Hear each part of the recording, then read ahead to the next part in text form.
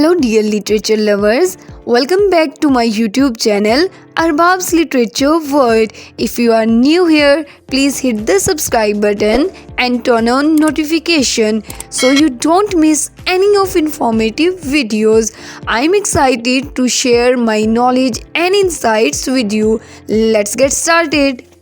So in today's video we are going to discuss about types of meanings. Geoffrey Leech ने इस concept को दिया और उन्होंने 7 टाइप्स ऑफ मीनिंग को डिस्कस किया, जिसमें हमारे पास आती हैं conceptual meaning, connotative meaning, collocative meaning, thematic meaning, reflective meaning, social meaning और इमोटिव मीनिंग। अब हम इन टाइप्स ऑफ मीनिंग को वन बाय वन डिस्कस करेंगे और इनको मज़ीद जानने की कोशिश करेंगे। जॉफ्री लीच कहते हैं सिमेंटिक्स क्या है। उनके मुताबिक सिमेंटिक क्या है? अ स्टडी ऑफ मीनिंग।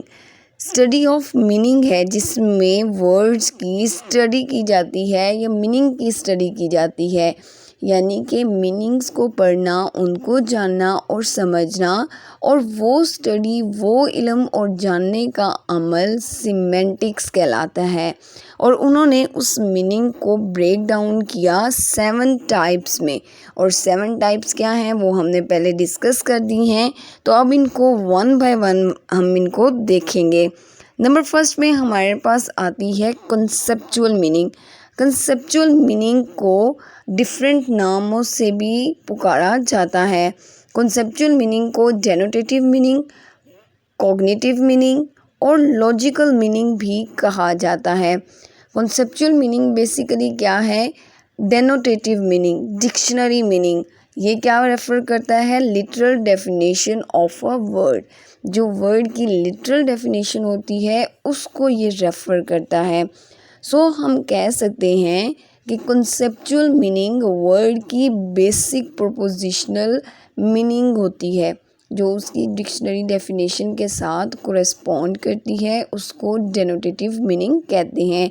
सिंपल सी बात ये है कि डेनोटेटिव मीनिंग या डिक्शनरी मीनिंग किसी भी वर्ड की एक्चुअल मीनिंग या लिटरल मीनिंग को कहते हैं। किसी वर्ड का असल जो मीनिंग होता है वो डेनोटेटिव या कंसेप्चुअल मीनिंग कहलाता है। ये एक डेफिनेशन क्या होती है? ये एक डिक्शनरी डेफिनेशन होती है जिसमें इमोशंस और एसोसिएशंस मौजूद नहीं होती। यहाँ पे एग्जांपल देखें डॉग की, जिसका सिंपल मीनिंग क्या है? डॉग का मतलब है 4 लेग एनिमल है, यानी कि एक एनिमल है। तो इसका कंसेप्चुअल और लिटरल मीनिंग क्या हो गया? एक डॉग है, वो एक एनिमल है, और इसका सिंपली एक कंसेप्चुअल मीनिंग मौजूद हो गया। इसमें कोई भी पर्सनल इमोशंस मौजूद नहीं होते। ये एक स्ट्रेट फॉरवर्ड और फैक्चुअल मीनिंग होते हैं। इसमें इमोशंस और पर्सनल एक्सपीरियंसेस जो हैं वो अटैच्ड नहीं होते। सेकंड टाइप्स हमारे पास आती है कॉनोटेटिव मीनिंग की। कॉनोटेटिव मीनिंग को एसोसिएटिव मीनिंग, फिगरेटिव और इम्प्लीकेशनल मीनिंग भी कहा जाता है। कॉनोटेटिव मीन्स जब एक वर्ड अपने साथ इमोशनल और सब्जेक्टिव एसोसिएशन कैरी करता है, उसको हम कॉनोटेटिव मीनिंग कहते हैं। अल्फाज के साथ काफ़ी मीनिंग्स जुड़े होते हैं।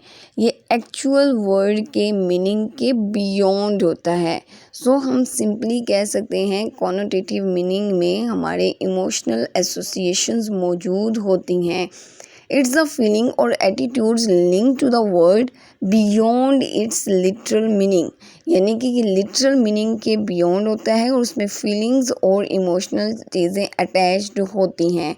The word home connotatively means warmth, comfort and safety. इसका कॉनोटेटिवली मीनिंग हम देखें तो उसका मतलब क्या है? एक आरामदेह जगह, एक सेफ प्लेस। तो वो क्या कहलाएगी? कॉनोटेटिव मीनिंग, जिसमें एक इमोशंस जुड़े हुए होते हैं हमारे, जैसे कि घर के साथ इमोशंस कुछ जुड़े हुए होते हैं होम के साथ, तो उसके क्या होंगे? लिटरल मीनिंग के ये बियॉन्ड होगा। It evokes a sense of coziness and belonging. The word itself does not change, but its emotional impact does. Connotative meaning varies from person to person, यानी कि ये person to person vary करेंगे, change होगी। ये एक subjective, personal और emotional attribute है, यानी इसमें पर्सनल एक्सपीरियंस भी मौजूद होता है। थर्ड में हमारे पास टाइप आएगी कोलोकेटिव मीनिंग। कोलोकेटिव मीनिंग को बेसिकली क्या कहा जाता है? इडियोमेटिक, कोअकरेंस, लेक्सिकल और पैराफिजियोलॉजिकल मीनिंग भी कहा जाता है। एक वर्ड मुख्तलिफ वर्ड्स की कंपनी में जो मीनिंग एक्वायर करता है उसे कोलोकेटिव मीनिंग कहते हैं।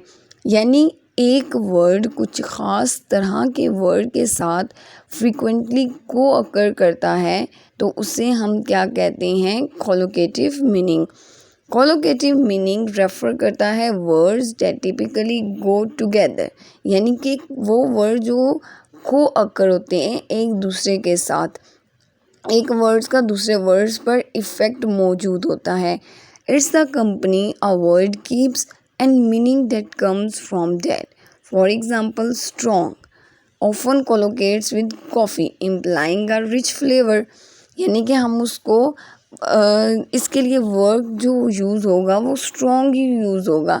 हम ये नहीं कहेंगे कि बिग कॉफ़ी, क्योंकि उसके साथ सेंस मौजूद नहीं होती। ये वर्ड जो हैं दूसरे वर्ड्स के साथ को अकर होते हैं, यानी कि हम कहेंगे बोल्ड और bitter could also work. Strong coffee are common natural pair, ये एक कॉमन और नेचुरल पेयर है, यानी हम उसको स्ट्रॉन्ग कॉफ़ी ही बोलेंगे, हम उसके लिए कोई दूसरा वर्ड यूज़ नहीं करेंगे। The meaning comes from their frequent combination, और ये मीनिंग कैसे? फ्रीक्वेंट कॉम्बिनेशन से अकर्ड होगा। Together they create a vivid image, इकट्ठे हो के ये क्या करते हैं? एक विविड इमेज क्रिएट करते हैं। अब फोर्थ हमारे पास आएगी टाइप्स थीमेटिक मीनिंग की।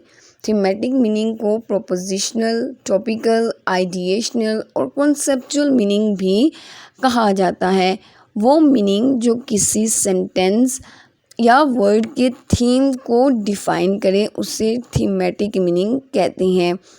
यानी कि जो आपका वर्ड, फ्रेज, सेंटेंस के अंडरलाइंग मैसेज होगा वो कहलाएगा थीमेटिक। अंडरलाइंग मैसेजेस को थीमेटिक मीनिंग किसी भी लिंग्विस्टिक एक्सप्रेशन के मेन थीम या सेंट्रल आइडिया पे फोकस करता है।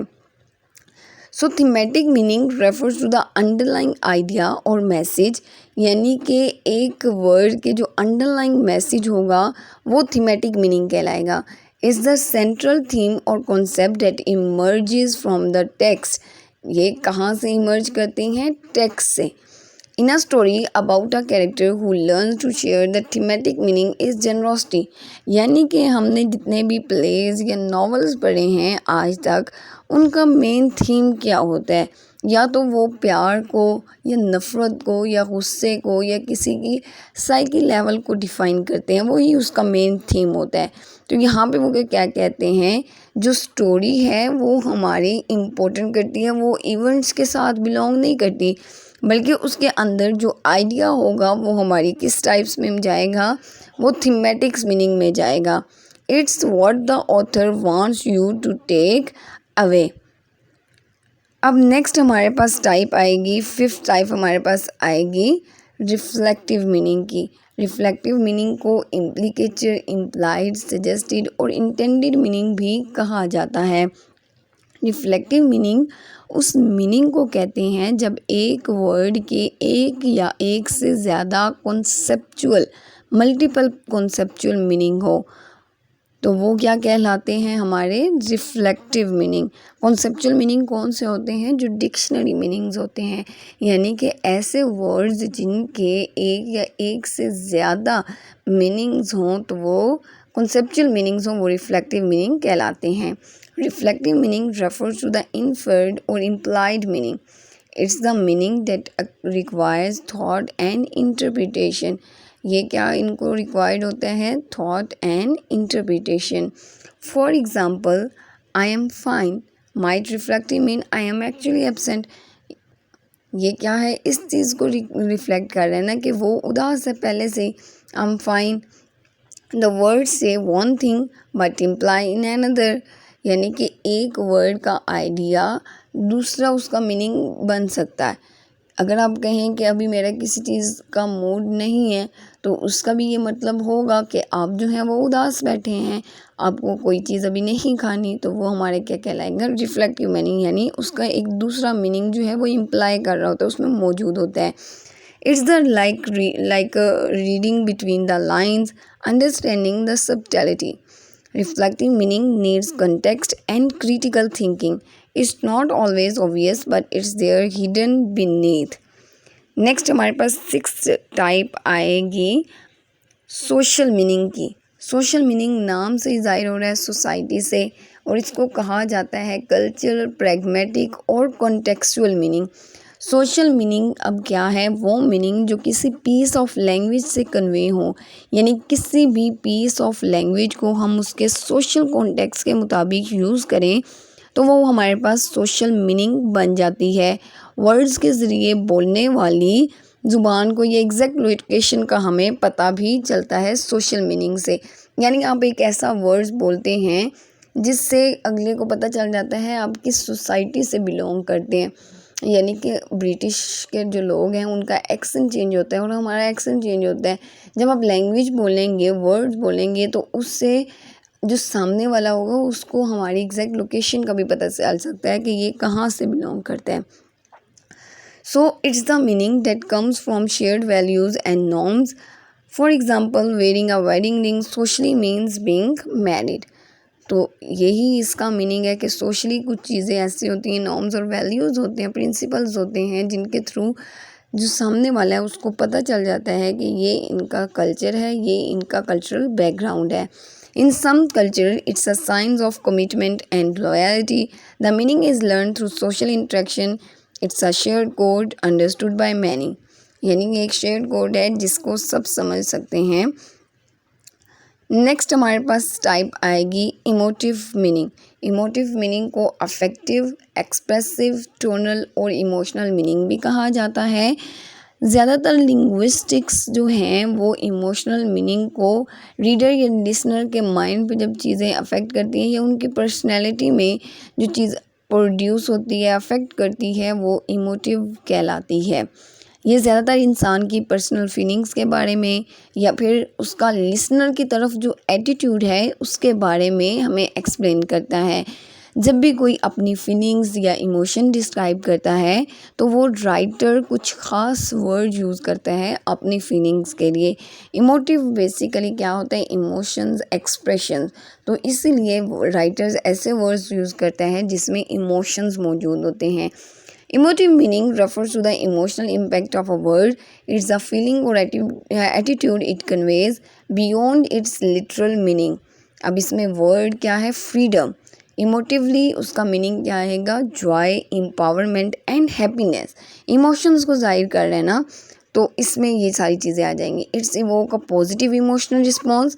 इमोटिव मीनिंग इज़ सब्जेक्टिव, यानी कि ये सब्जेक्टिव होती है, पर्सनल और इमोशनल होती है, और ये person to person, culture to culture vary करती है, चेंज होती रहती है। Is the emotional resonance that makes words powerful. तो सिंपल सी बात है कि इसमें ऐसे वर्ड्स के मीनिंग्स होंगे जो इसमें चीज़ें एक्सप्रेसिव होंगी, इमोशनल अटैचमेंट होंगी, वो हमारे इमोटिव मीनिंग्स में आएंगे। So this is all about today's video.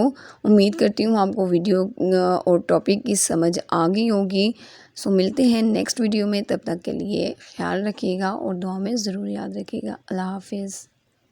Inspiring and motivating, give it a thumbs up and share it with your friends.